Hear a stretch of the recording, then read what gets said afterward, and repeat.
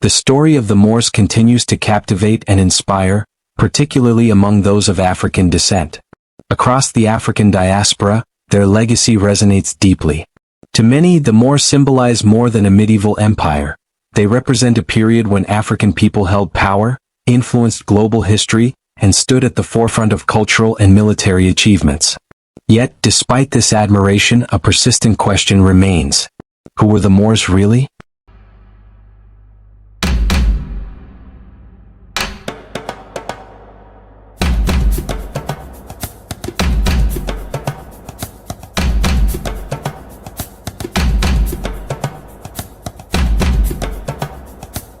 Their identity has long been debated, challenged, and misunderstood.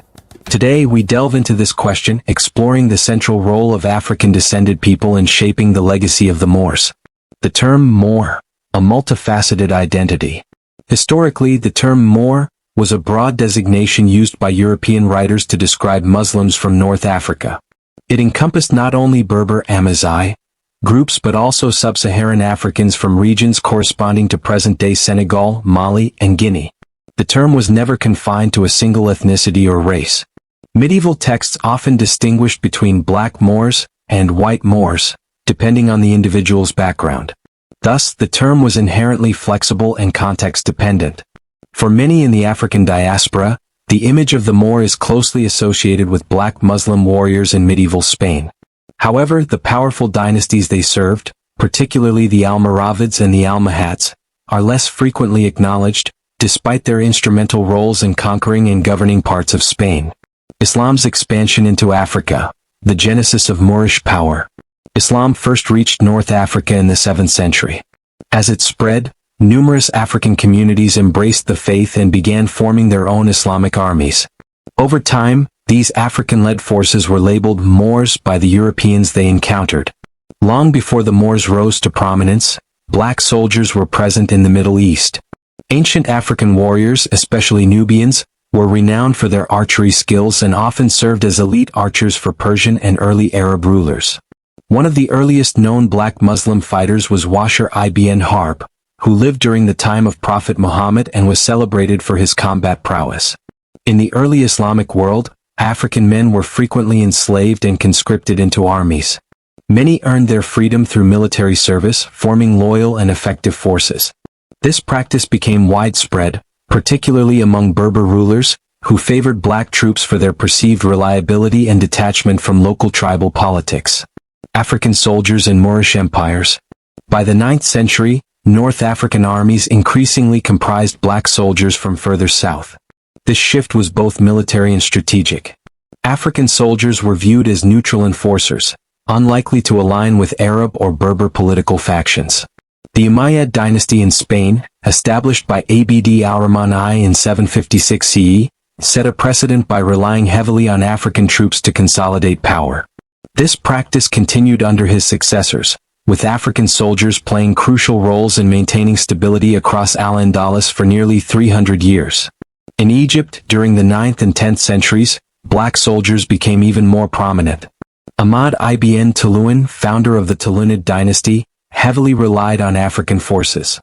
Upon his death, his army reportedly included 45,000 black troops, nearly double the number of Arab and Berber soldiers.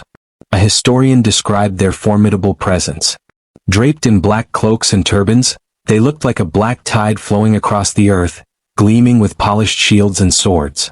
European artists and writers often depicted the Moors as black men, symbolizing the strength and mystery of the Muslim forces that dominated parts of Europe for centuries. The Almoravids and Almohads, African dynasties of influence.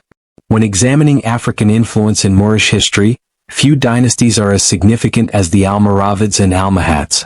Both originated in North Africa and heavily relied on black soldiers, not only in their armies but also in leadership and administrative roles.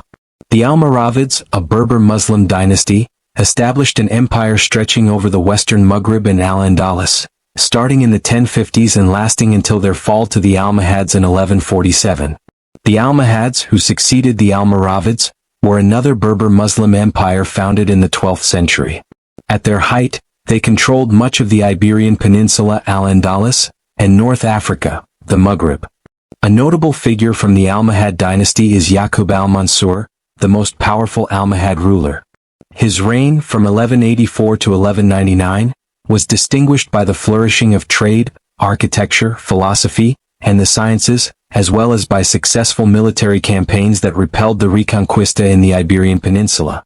Strategic loyalty, the role of black soldiers. The increasing reliance on African troops was not merely about numbers, it was a strategic move for political survival. Berber and Arab rulers feared internal rebellions from rival tribes or factions.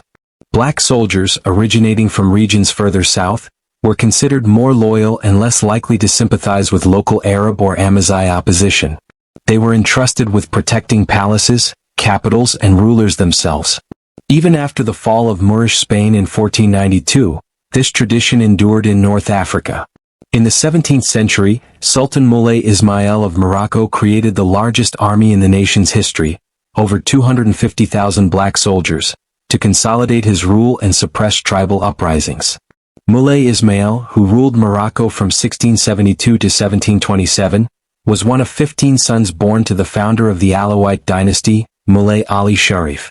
He solidified control over a region divided by tribal conflicts and is often depicted holding a sword in portraits, reflecting his reputation as the warrior king.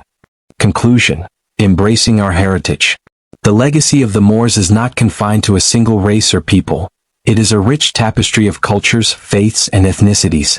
Yet, the contributions of African-descended individuals, especially as warriors, leaders, and protectors, are often overlooked or minimized. We must acknowledge and celebrate our place in this history with clarity and pride. We were present. We contributed. Our influence was profound. Moorish history is a woven fabric, and our responsibility is to trace the threads that connect us to this proud legacy. If you value this kind of content and wish to explore more stories from African and diasporic history, please consider supporting this channel by subscribing, liking, and leaving a comment. Let's continue this journey of rediscovery together. Know your story. Honor your lineage. Peace.